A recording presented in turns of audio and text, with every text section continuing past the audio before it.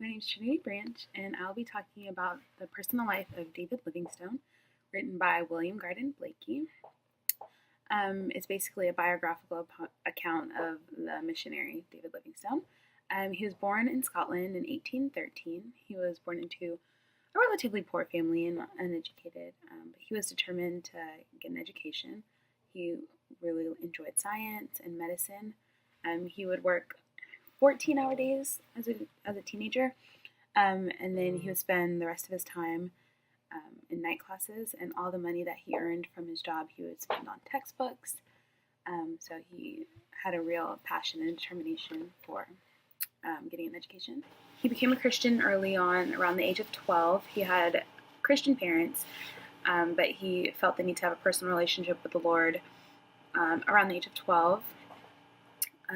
He understood sin, but couldn't quite understand how forgiveness worked for sin. He was influenced by a book called Philosophy of the Future State by Thomas Dick, which helped him to reconcile faith and science. And he then was able to accept salvation, and he became a Christian. At first he wanted to be a missionary in China. That was like his childhood dream. But there was a war going on between China and the United Kingdom, so that kind of hindered his ability to go there. But it was through the influence of his later on to be father-in-law, but also at the time a really famous missionary, Robert Moffat, that changed his course from China to Africa instead. And in December of 1840, he went to Africa.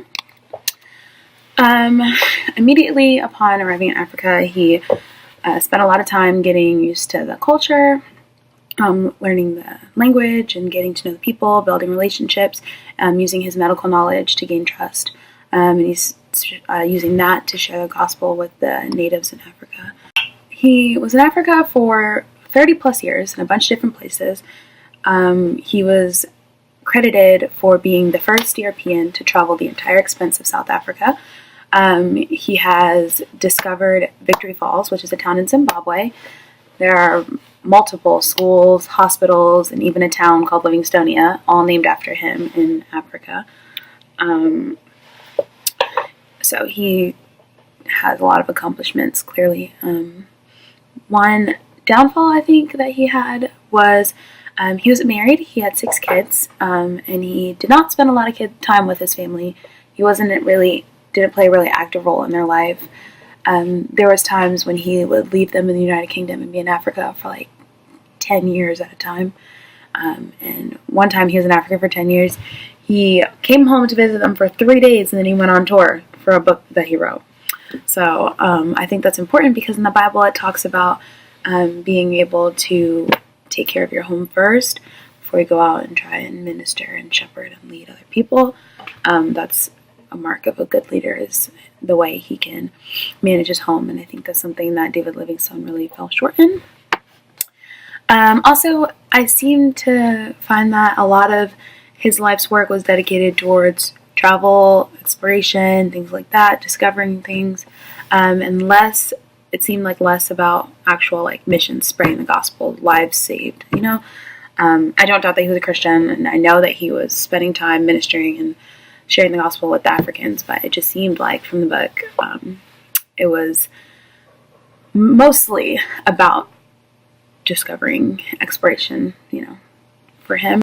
One thing I found really interesting was that David Livingstone was attacked by a lion because one of the places that he stayed in Africa was infested by lions, and one attacked him, and he had a permanent shoulder injury that it messed him up for pretty much the rest of his life, that lion attack. I think that the book was very well written. It included a lot of personal excerpts from his journals and diaries, and one thing that Livingstone did a lot was he wrote a ton of letters to his wife and his kids and his family back home and his friends, and it included a lot of the letters that he wrote. So those things really added to the credibility of the story and made it seem more personal, and made it seem like we were reading from David Livingstone himself.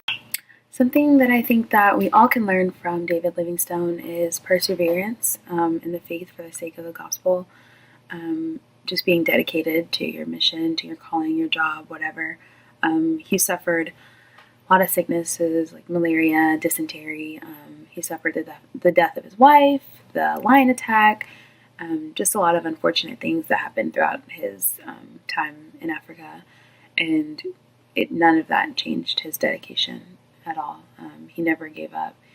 He, I think he really persevered well. That's something that we can all learn from the life of David Livingstone.